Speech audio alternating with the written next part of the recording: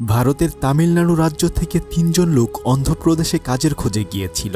তারা সেখানে ছোটখাটো কাজ করে কোনো মতে জীবন চালাতো, কিন্তু একদিন হঠাৎ করেই কয়েকজন পুলিশ এসে তাদেরকে গ্রেফতার করে নিয়ে যায়। থানায় নিয়ে তাদেরকে বেধড়ক মারতে থাকে। তারা আসলে নিজেরাও জানে না কেনই বা তাদেরকে গ্রেফতার করা হয়েছে। যখন তারা এর কারণ জানতে চায়, আর তখনই তাদের উপর নির্যাতনের পরিমাণ বেড়ে যায়। মারতে মারতে তাদের পায়ের পাতা ফাটিয়ে ফেলে। পুলিশ যে কতটা খারাপ হতে পারে সেটা আপনার কল্পনারও বাইরে। এই গল্পটি দেখার পরে আপনার অবচেতন মনেই পুলিশকে গালি দিতে শুরু করবেন।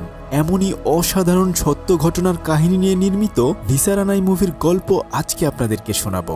কথা দিচ্ছি আপনি এক মুহূর্তের জন্যও চোখ ফেরাতে পারবেন না। তো চলুন দেখে আসি পুলিশ কিভাবে সাধারণ মানুষের জীবন চাইলেই নরক বানিয়ে দিতে পারে। ৩ বন্ধু গ্রাম থেকে শহরে এসেছে কিছু টাকা ইনকাম করে পরিবারকে সাহায্য করার জন্য, কিন্তু একটা বছর পেরিয়ে গেলেও তারা ভালো কোনো কাজ পায়নি। ছোটখাটো কাজ করে কোনো মতে তারা খেয়ে পড়ে বেঁচেছিল, কিন্তু টাকার অভাবে রাতের বেলায় মাথা গোজার মতো কোনো ঠাঁই তাদের ছিল না। সেজন্য তারা ৩ জনই গান্ধী পার্কে নাইট গার্ডকে কিছু টাকা দিয়ে সেখানে প্রতিদিন রাতের বেলায় ঘুমিয়ে থাকে। আর সকাল হবার সাথে সাথেই সবার চোখ ফাঁকি দিয়ে তারা যার যার কাজে চলে যায়। পান্ডে প্রতিদিনের মতো ভোর রাতে উঠে পার্কের বাথরুম থেকে গোসল করে কাজে যাওয়ার জন্য রওনা দিলে তার বাকি 2 বন্ধু মুরুগান এবং কুমার তাকে বলে, নাইট গার্ড দেখলে টাকা যাবে, তাই লুকিয়ে লুকিয়ে সাবধানে যাস। পান্ডে আসলে একটা দোকানের কর্মচারী হিসেবে কাজ করে, তাই সে সকালবেলা ফিটফাট হয়ে সাইকেল নিয়ে তার মালিকের বাড়ির উদ্দেশ্যে রওনা হয়। মালিকের বাসা থেকে চাবি নিয়ে গিয়ে সে সবার আগে দোকান খুলে বসে থাকে। কিছুক্ষণ পরে কয়েকজন মানুষ তার দোকানের সামনে দিয়ে যাওয়ার সময় সিগারেট কিনে নেয়। তখন একজনের কাছে সে তামিলের পত্রিকা দেখে জিজ্ঞেস করে, আপনারা কি তামিল থেকে এসেছেন? পান্ডে তখন তাকে বলে, আমিও এখানে তামিল থেকে এসেছি।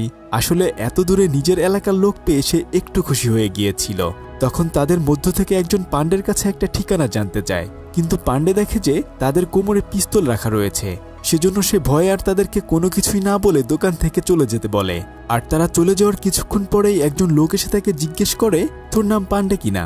সে তখন হ্যাঁ বলার সাথে সাথেই তার শার্টের কলার ধরে তাকে দোকান থেকে বাইরে বের করে আনতে শুরু করে, কিন্তু পান্ডে তার থেকে বারবার নিজেকে ছাড়িয়ে নিচ্ছিল। তখন অটোর ভেতর থেকে মুরুগান বলে, পান্ডে উনি একজন পুলিশ অফিসার, আমাদের সবাইকে থানায় নিয়ে যাচ্ছে। তখনও ভালোভাবে সকাল হয়ে ওঠেনি, তাই তারা নিজেরাও বুঝতে পারছিল না কেনই বা তাদেরকে পুলিশ স্টেশনে নিয়ে যাওয়া হচ্ছে। তাদেরকে থানায় নিয়ে ভালো মতো চেক করে লাইনে দাঁড় করিয়ে রাখা হয়। আর একটু পরে 2 জন পুলিশ মিলে কোনো কিছু না বলে বেতের লাঠি দিয়ে তাদেরকে কুত্তার মতো মারতে শুরু করে। তারা তখন নিরুপায় হয়ে বাঁচার জন্য শুধু চিৎকার করতে থাকে। বেতের বাড়ি সহ্য করতে না পেরে কুমার ওখান থেকে পালাতে শুরু করে। তখন একজন পুলিশ অফিসার একটা বালতি দিয়ে তার মাথায় বাড়ি দিলে কুমার নিস্তেজ হয়ে ফ্লোরের মধ্যে পড়ে যায়। তারা সবাই মনে করে হয়তো কুমার তখন মারা গিয়েছে। মুহূর্তের মধ্যেই পরিস্থিতি একদম উলটপালট হয়ে যায়। হামাগুড়ি দিয়ে তারা দুজনে সে তখন তার বন্ধুর লাশ ধরে কান্না করতে থাকে, কিন্তু পাষণ্ড পুলিশ এই দুঃখের ভেতরেও তাদেরকে আবারও মারতে শুরু করে। মারতে মারতে বলতে থাকে, তোরা নিশ্চয়ই নাটক করছিস। তবে অনেক মার খাওয়ার পরেও তারা দেখে যে তার বন্ধু এখনো বেঁচে আছে, তাই তারা দুজন তাকে টেনে ওখান থেকে একটু আড়ালে সিঁড়ির নিচে নিয়ে যায়। সকাল হওয়ার সাথে সাথে কপালে তিলক দিয়ে থানায় ইন্সপেক্টর চলে আসে। সে তীর্থযাত্রা থেকে কিছু প্রসাদ নিয়ে এসেছে। একজন পুলিশ তখন সেগুলো সবাইকে একটু একটু করে খেতে দেয়। যখন সে সিঁড়ি বেয়ে উপরে উঠছিল তখনই সিঁড়ির ওখানে মুরুগানের দিকে তাকিয়ে একটু হেসে দেয় এবং তাদেরকেও প্রসাদ খেতে বলে। মুরুগান মনে করে উনি একজন সৎ পুলিশ অফিসার, তাই সে ভয়ে ভয়ে বলে, স্যার আমাদেরকে বিনা কারণে অনেক মেরেছে। এই কথা শুনে সে বাকি পুলিশকে হুকুম দেয় যে ওদের জামা কাপড় খুলে ভালো করে মারার জন্য। তাদের 3 জনকে প্রায় আধমরা করে মেরে লকআপে আটকে রাখে। লকআপের ভেতরে আরও কয়েকজনকে আটকে রাখা হয়েছিল। তখন তারা জানতে পারে এখানে আরও তামিলিয়ানকে ধরে আনা হয়েছে। অন্যদিকে পুলিশ ইন্সপেক্টর মোবাইলে কাউকে বলতে থাকে যে, স্যার একদমই চিন্তা করবেন না, আমি 2-1 দিনের মধ্যেই ডাকাতির কেসটা সমাধান করে ফেলব। আসলে কোনো একটা বাড়িতে চুরি হওয়ার কারণে তারা চোর ধরতে না পেরে পান্ডিয়াদেরকে এখানে আসামি বানাতে চায়। লকআপের মধ্যে তখন মুরুগান পান্ডিয়াকে বলতে থাকে, তুই নিশ্চয়ই কোনো আকাম করেছিস, আর তোর জন্যই পুলিশ আমাদেরকে ধরে নিয়ে এসেছে। সকালবেলা দোকানে যাওয়ার আগে বলেছিলি তুই ঝামেলায় আছিস, সেজন্য সকাল সকাল দোকানে যাচ্ছিস। তখন মুরুগান বলে, বিশ্বাস কর বন্ধু, আমি কিছুই করিনি। আসলে আমি ওই মেয়েটাকে পছন্দ করতাম। মেয়েটি যখন প্রতিদিন আমার দোকানের সামনে দিয়ে যেত আমার দিকে তাকিয়ে থাকতো। এমনকি যখন বাড়ির সামনে দিয়ে আমি সাইকেলের বেল বাজাতাম তখনও সে বাইরে বেলকনিতে আমাকে দেখার জন্য আসতো। আসলে মেয়েটি এই বাড়ির কাজের লোক ছিল। বুঝতে পারছেন, কাজের লোকও নাকি এমন সুন্দর হয়। যাই হোক, তো একদিন রাতের বেলায় মেয়েটি তার দোকানে আসে তার বাসায় কল করার জন্য, কিন্তু টেলিফোনে কথা শোনা যাচ্ছিল না। পান্ডে যখন এসে সেটা ঠিক করতে যায় আর তখন তার হাতের সাথে মেয়েটির হাতে টাচ লাগলে মেয়েটি রাগ করে ওখান থেকে চলে যায়। মুরুগান বলে, তাহলে তুই নিশ্চয়ই মেয়েটিকে ইফটিজিং করেছিস, সেজন্যই আমাদেরকে পুলিশ ধরে নিয়ে এসেছে। তখন পান্ডে বলে, আমি এরপর দোকান বন্ধ করে মেয়েটিকে সরি বলতে যাই, তখন দেখি যে মেয়েটি কান্না করছে। আসলে মেয়েটি তাকে তখন নতুন একটি বাসায় কাজ খুঁজে দিতে বলে, কেননা সে এখন যে বাসায় কাজ করে সে বাসার মালিক তাকে বাড়িতে যেতে দেয় না, এমনকি তার দিকে কুনজরও দেয়। তখন পান্ডে বলে, তুমি একদমই চিন্তা করো না, আমি একটা ব্যবস্থা করে দিব, আর যে কোনো প্রয়োজনে তুমি আমাদের দোকানে আসলে আমাকে পেয়ে যাবে, দোকানে না পেলে গান্ধী পার্কে অবশ্যই আমাদেরকে পাবে। তখন মেয়েটি বলে, অনেক রাত হয়েছে, বাসায় গিয়ে রান্না করতে হবে, এই বলে সে ওখান থেকে চলে যায়। তখন পান্ডে কিছুটা পথ গিয়ে আবার চিৎকার করে বলে, শান্তি, তুমি যে কোনো প্রবলেমে অবশ্যই আমাকে জানাবে।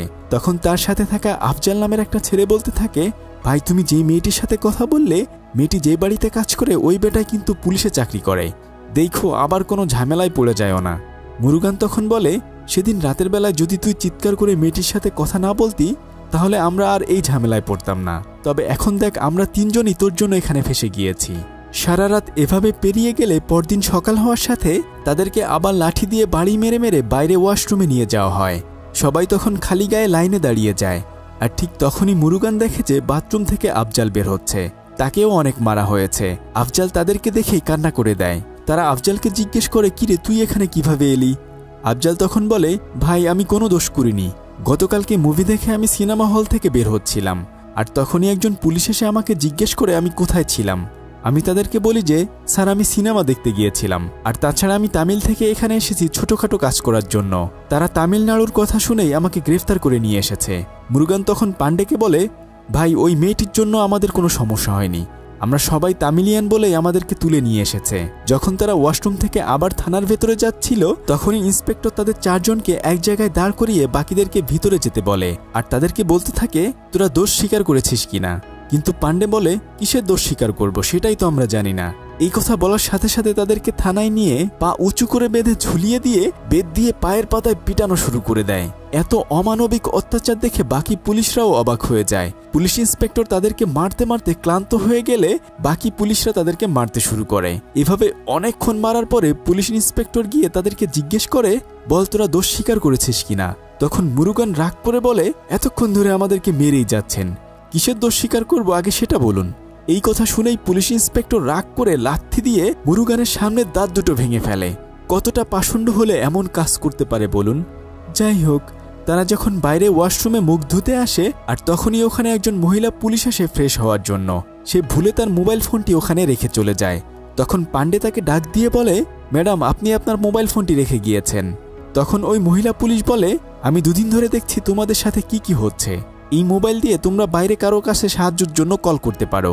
এই বলে সে ওখান থেকে চলে যায়। পান্ডে তখন খুব তাড়াতাড়ি ওখান থেকে মোবাইলটি নিয়ে বাথরুমে সিট কিনে আটকিয়ে তার দোকান মালিককে কল করে সমস্ত ঘটনা খুলে বলে। পরদিন সকালবেলা তার দোকানের মালিক এসে থানার বাইরে থেকে পান্ডেকে ডেকে কথা বলতে থাকে। পান্ডে তখন তাকে বলে, বিশ্বাস করুন আমরা কিছুই করিনি, আমাদেরকে এখান থেকে কোনোভাবে ছাড়িয়ে নিয়ে যান। কিন্তু তার দোকান মালিক বলে, পুলিশরা বলল তোরা নাকি 1 কোটি টাকা চুরি করেছিস। পান্ডে তখন বলে, এসবের কোনো কিছুই তো আমরা জানি না, আর তাছাড়া আমরা কোনো চুরিই করিনি, আমি ভোর 5টায় দোকান খুললাম। কিন্তু তার দোকান মালিক বলে, তোরা চুরির কথা স্বীকার করে নে, না হলে ওরা তোদেরকে বাঁচতে দিবে না। এভাবে যখন তারা কথা বলছিল আর তখনই ওখানে একজন পুলিশ চলে আসে। তখন দোকান মালিক ওই পুলিশ অফিসারকে বলতে থাকে, বৃন্দাবন কলোনিতে ডাকাতি হওয়ার কারণে আমার দোকানের ছেলেটিকে ধরে নিয়ে আসা হয়েছে, ওরা আসলে খুবই ভালো ছেলে, ওরা এই ডাকাতি করতেই পারে না। তখন পুলিশ অফিসার বলে, আচ্ছা আমি ইন্সপেক্টরের সাথে কথা বলে দেখি ওদের জন্য কিছু করতে পারি কিনা।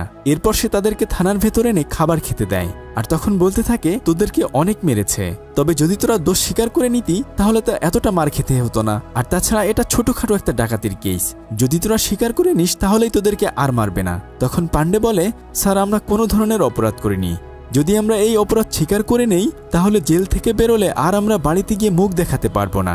এই কথা বলার সাথে সাথেই পুলিশ অফিসার তাদেরকে মারতে শুরু করে। তখন পান্ডে বলে, দেখ পুলিশরা আমাদেরকে বিনা কারণে এখানে আটকে রেখেছে, আর সেই সাথে ডাকাতি স্বীকার করতে বলছে, আবার আমাদেরকে খাবারও খেতে দিচ্ছে, তার মানে ওরা আমাদেরকে একদমই মেরে ফেলবে না, ওদের হাতে মার খাওয়ার চেয়ে বরং আমরা না খেয়েই মরে যাব।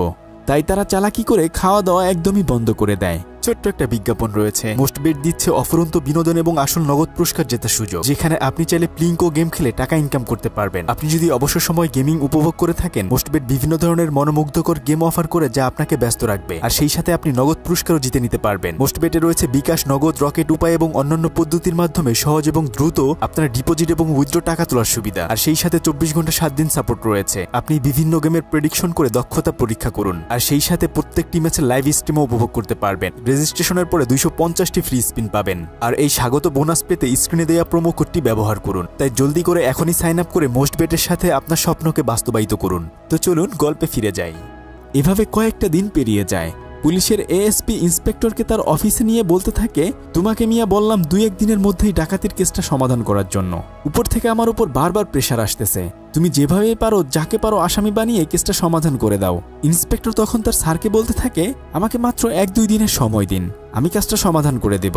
সেদিন রাতের বেলা দেখা যায় পুলিশ একটা গাড়ি দাঁড় করিয়ে চেক করছিল। গাড়িতে থাকা লোকটি বলে, আমার নাম কবির, আমি বৃন্দাবন কলোনিতে থাকি। তবে ওখানে পান্ডের দোকানে সেদিনের সকালবেলা যে লোকটি এসেছিল সেও কবিরকে ফলো করতে করতে এখানে এসেছে।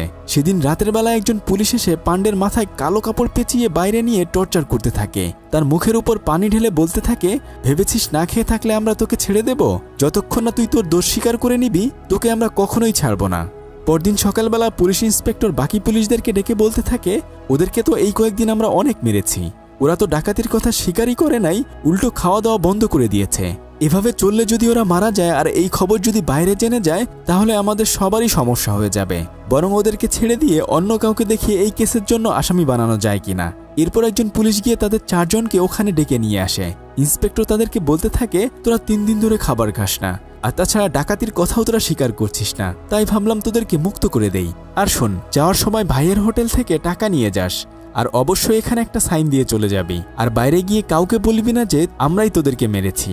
তখন তারা হাসি খুশিভাবে বাইরে বের হওয়ার সাথে সাথে একজন পুলিশ বলে, ভাইয়ের হোটেল থেকে 2000 করে টাকা নিয়ে যাবি। তারা তখন খুঁড়িয়ে খুঁড়িয়ে থানার বাইরে এসে পিছনের দিকে ফিরে তাকিয়ে দেখে যে ইন্সপেক্টর বিল্ডিং এর উপরে দাঁড়িয়ে আছে। তারা তখন বলতে থাকে, ইন্সপেক্টরকে যতটা খারাপ ভেবেছিলাম অতটা খারাপ না। কৃতজ্ঞতা প্রকাশ করে ওখান থেকে তারা বিদায় নেয়।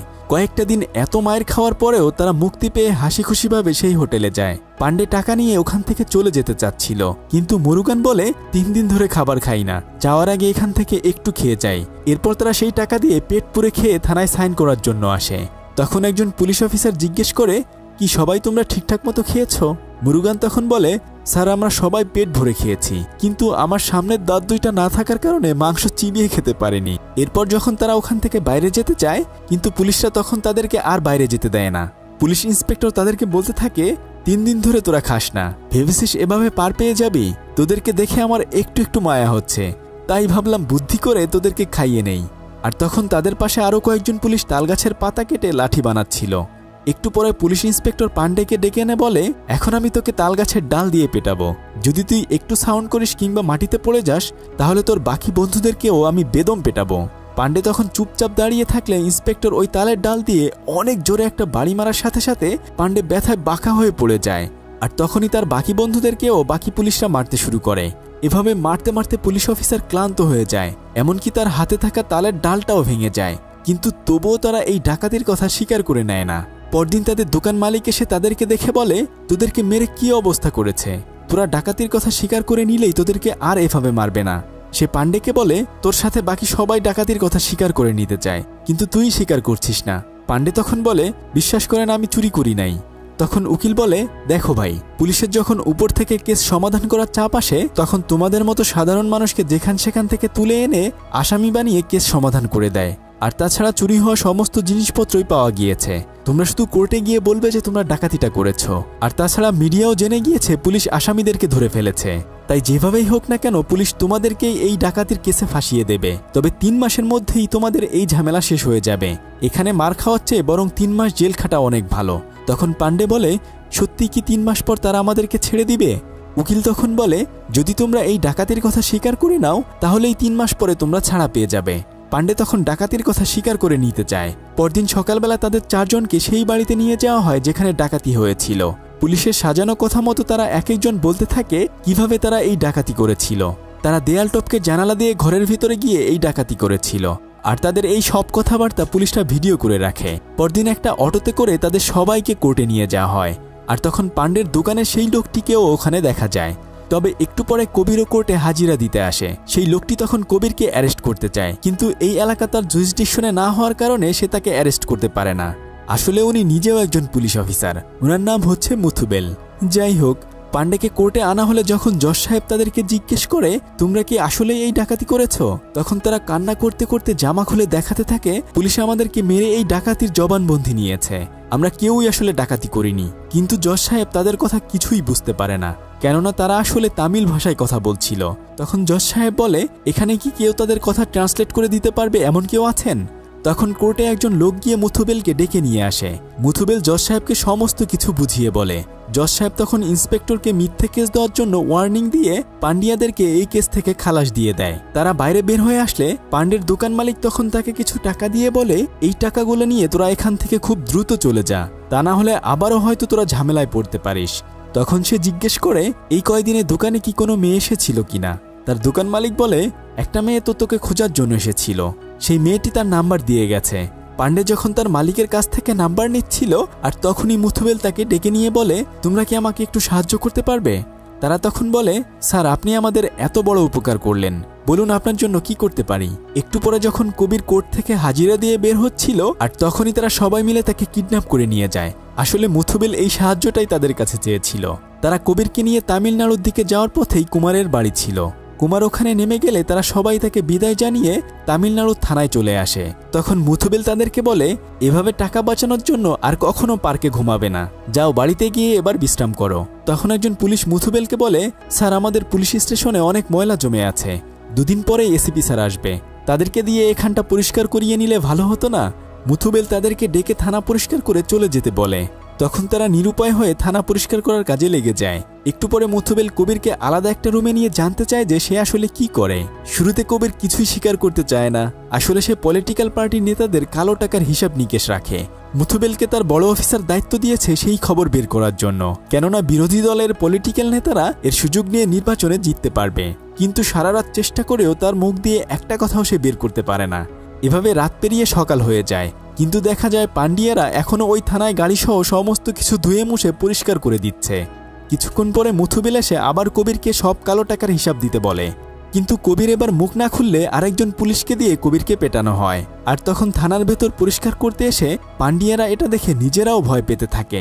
তখন পাণ্ডে মুরুগানকে বলে দেখ দুদিন আগে আমরা এরকম ঝামেলায় ফেসে গিয়েছিলাম, আমার মনে হয় ওই লোকটাকে আমাদের সাহায্য করা উচিত। কিন্তু মুরুগান বলে ভাই এত ঝামেলায় যাওয়া আমাদের কোনো প্রয়োজন নাই, আমরা এখান থেকে কাজ করে কোনো মতে বাড়িতে গেলেই বাঁচি। তবে পান্ডিয়ার কবিরের জন্য অনেক মায়া হয়, তাই সে লুকিয়ে লুকিয়ে যেই ফোনটি তাদের কাছে ছিল সেটা দিয়ে দেয় তাকে কথা বলার জন্য। সে তখন একজন লোককে কল দিয়ে বলে যেভাবে পারেন ডিস্ট্রিক্ট কমিশনারের সাথে কথা বলে আমাকে এখান থেকে বের করে নিয়ে যান। কিন্তু সেই লোকটি কবিরকে বলে এখানে খুব ঝামেলা হয়ে গিয়েছে, আমাদের পলিটিক্যাল লিডার তোমাকে মারার জন্য উল্টো ডিস্ট্রিক্ট কমিশনারকে 30 লাখ টাকা দিয়েছে। এই কথা শুনে কবির মনে মনে সিদ্ধান্ত নেয় সে পলিটিক্যাল নেতার সমস্ত কালো টাকার খবর মুথুবেলকে জানিয়ে দেবে। কিন্তু একটু পরে আরেকজন পুলিশ অফিসার এসে কবিরকে একটা রুমে নিয়ে প্রচুর মারতে শুরু করে আর বলতে থাকে তুই কোনোভাবেই পলিটিক্যাল লিডারের কালো টাকার কথা মুথুবেলকে স্বীকার করবি না। বেচারা এখানে একদমই ফেসে যায়। যখন তাকে উপরে প্রচুর মারছিল আর ঠিক তখনই তার চিৎকার শুনে পান্ডিয়ারাও ভয়ে ওখান থেকে তাড়াতাড়ি চলে যেতে চায়। কিন্তু আরেকজন পুলিশ এসে বলে তোমরা এখনো সবকিছু ভালো করে পরিষ্কার করনি, সবকিছু ঠিকঠাক মতো পরিষ্কার করে তবে এখান থেকে চলে যেও। তখন তারাও ওই জায়গায় আবার ফেসে যায়। রাতের বেলা মুথুবেল থানায় এসে দেখে যে কবিরকে আহত করে ঝুলিয়ে রাখা হয়েছে। তখন সে তাড়াতাড়ি তাকে নামিয়ে বলতে থাকে কবিরকে আমি অ্যারেস্ট করে এনেছি, ও সমস্ত দায়ভার আমার কাছে, তাই আমার অনুমতি ছাড়া ওকে কে এভাবে মেরেছে। সে তাড়াতাড়ি কবিরকে নিয়ে হসপিটালে যেতে চায় আর তখনই ডিস্ট্রিক্ট কমিশনার কল করে কবিরকে হাসপাতালে না নিতে বলে। কিন্তু মুথুবেল বলে আমার চাকরি গেলে যাক, তবুও তাকে আমি হসপিটালে নিয়ে যাব। তখন আরেকজন পুলিশ তাকে বলে স্যার কবির মারা গিয়েছে। এখন তো মুথুবেল একদমই ফেসে যায়, কেননা কবিরকে সে নিজেই গ্রেপ্তার করে এনেছিল। তখন ডিস্ট্রিক্ট কমিশনার বলে এই খবর যদি বাইরে বের হয়ে যায় তাহলে আমরা সবাই অনেক বেশি বিপদে পড়ে যাব, তাই বরং এটা একটা সুইসাইড কেস সাজিয়ে দিলে আমরা কেউ আর ঝামেলায় পড়ব না। এরপর কবিরের লাশ তারা বাসায় নিয়ে রশি দিয়ে ফ্যানের সাথে ঝুলিয়ে আত্মহত্যা বলে চালিয়ে দেয়। থানায় এসে এরপর তারা সবাই বুদ্ধি করতে থাকে কিভাবে তারা কবিরের আত্মহত্যার কথা সাজাবে। আর এর কিছুক্ষণ পরে ডিস্ট্রিক্ট কমিশনার ওয়াশরুমে ফ্রেশ হতে গেলে পান্ডিয়াদেরকে দেখতে পায় আসলে তারা ওই ওয়াশরুম পরিষ্কার করার জন্য ওখানে এসেছিল। তখন ওই পুলিশ অফিসার এসে সবাইকে বলতে থাকে আমাদের সমস্ত কথা ওরা শুনে ফেলেছে, আর ওরা যদি বাইরে গিয়ে সব কিছু সবাইকে বলে দেয় তাহলে আমরা সবাই ফেঁসে যাব। তাই বরং এটিএম চুরির মামলায় ওদেরকে ফাঁসিয়ে জেলে দিয়ে কয়েকদিন পরে ইনকাউন্টার করে দিলে এই খবর আর কেউ কখনো জানতে পারবে না। কিন্তু মুথুবেল তার এই কথায় রাজি হয় না। তখন ওই পুলিশ অফিসার বলে, দেখো মুথুবেল, কবির মারা গিয়েছে তোমার কাস্টডিতে, তুমি সবচেয়ে বেশি ফেঁসে যাবে। তখন বেচারা পান্ডিয়াদেরকে এনকাউন্টার করার জন্য রাজি হয়ে যায়। পান্ডিয়ারা নিচে এসে তখনই থানা থেকে বের হতে গেলে একজন পুলিশ এসে থানার গেট আটকে দিয়ে বলে, একটু পরে আমাদের বড় সাহেবের বাসা পরিষ্কার করে তারপর তোমরা চলে যেও। তখন তারা বুঝতে পারে আসলে তারা ফেঁসে গিয়েছে। এক জায়গা থেকে বেঁচে ফিরে আসলেও কপাল তাদেরকে আবারও ফাঁসিয়ে দিয়েছে। এরপর তাদের 3 জনকে নিয়ে গাড়িতে করে সেই বাসার উদ্দেশ্যে রওনা হয়। তখন তারা পুলিশের কথাবার্তা শুনে বুঝে ফেলে তাদেরকে আসলে ইনকাউন্টার করা হবে। আফজাল তখন মুথুবেলকে জিজ্ঞেস করে, স্যার সবাই বলাবলি করছে আমাদেরকে নাকি মেরে ফেলা হবে, তবে আমাদের আপনার প্রতি বিশ্বাস আছে যে আপনি আমাদের কোনো কিছুই হতে দিবেন না। মুথুবেল তখন তাদেরকে কোনো কিছু না বলতে পেরে চুপচাপ বসে থাকে। কিছুক্ষণ পরে একটা বাড়িতে এসে রুমের ভেতর ঢুকেই দেখে যে তাদের ব্যবহারের জিনিসপত্র এখানে একটা রুমের মধ্যে এমনভাবে রাখা হয়েছে যেন তারা এখানে আগে থেকেই থাকতো। আফজাল তখন বলে, আমি বাইরে গিয়ে স্যারকে জিজ্ঞেস করে আসি আমাদের কাপড় চোপড় এখানে কেন আনা হয়েছে। এই বলে সে বাইরে বের হওয়ার সাথে সাথে একজন পুলিশ তাকে গুলি করে দেয়। গুলির শব্দ শুনে মুরুগান আর পান্ডে বাইরে এসে দেখে তারা আফজালকে মেরে ফেলেছে। তখন বাকিদেরকে গুলি করতে গেলে পুলিশের পিস্তল জ্যাম হয়ে যায়। মুথুবেল এসে পুলিশকে ধমক দিয়ে বলে, কে তোমাকে গুলি করতে বলেছে? পুলিশ তখন বলে, স্যার ও পালিয়ে যেতে চাচ্ছিল। পান্ডে এবং মুরুগান তখন আফজালকে ধরে বলতে থাকে, স্যার ও এখনো বেঁচে আছে, প্লিজ ওকে হসপিটালে নেয়ার ব্যবস্থা করেন। কিন্তু মুথুবেল তখন চুপচাপ করে দাঁড়িয়ে থাকে। আসলে সে নিজেও ফেঁসে গিয়েছে। কিছুক্ষণ পরে একজন পুলিশ এসে পান্ডের হাতে হাতকড়া পরিয়ে দেয়। আফজাল তখন বলে, ভাইয়া তোমরা এখান থেকে পালিয়ে যাও, না হলে ওরা তোমাদেরকেও মেরে ফেলবে। তখন পান্ডে এবং মুরুগান ওই বাড়ি থেকে বের হয়ে পাশের জমিতে ঘাসের ভেতর লুকিয়ে পড়ে। বাকি পুলিশরা তখন তাদেরকে হন্যে হয়ে খুঁজতে শুরু করে। একজন পুলিশ বিল্ডিংয়ের ছাদের উপর গিয়ে টর্চ লাইট মেরে তাদেরকে খুঁজতে থাকে। পান্ডে এবং মুরুগান অনেক দূরে ঘাসের ভিতর গিয়ে একে অপরকে বলতে থাকে, দেখ ভাই, আমরা দুজন দুই দিকে দৌড় দিব, তাহলে হয়তো যে কোনো একজন মারা পড়ব। আর আমাদের সাথে এত এত খারাপ কিছু পুলিশ করেছে সেই কথা অবশ্যই দেশের মানুষকে জানাতে হবে। কিন্তু মুরুগান বলে, বেঁচে থাকলে আমরা দুজনেই বেঁচে থাকব, আর না হলে দুজনেই মারা যাব। কিন্তু পান্ডে তাকে অনেক বুঝিয়ে কোনো মতে রাজি করিয়ে নেয়। এরপর সে সবার চোখ ফাঁকি দিয়ে দৌড়ে এসে পাশের জমির আরেকটা ঘাসের ভেতর লুকিয়ে পড়ে। তখন তার পেছনে পেছনে আরও একজন পুলিশ তাকে খোঁজার জন্য যায়। পুলিশ পান্ডেকে খুঁজে পেলে পান্ডে এবং পুলিশের মাঝে ধস্তাধস্তি শুরু হয়ে যায়। পান্ডে অনেক কষ্টে পুলিশের কাছ থেকে পিস্তলটি নিয়ে আবার ঘাসের ভেতর লুকিয়ে পড়ে। হয়তো রাস্তা ফাঁকা রয়েছে, তাই সে ঘাস থেকে বের হয়ে রাস্তা দিয়ে দৌড়াতে গেলেই একজন পুলিশ এসে তাকে গুলি করে মেরে ফেলে। আর তখনই ডিস্ট্রিক্ট কমিশনার একজন পুলিশকে কল করে জানতে চায় সবাইকে মারা হয়েছে কিনা।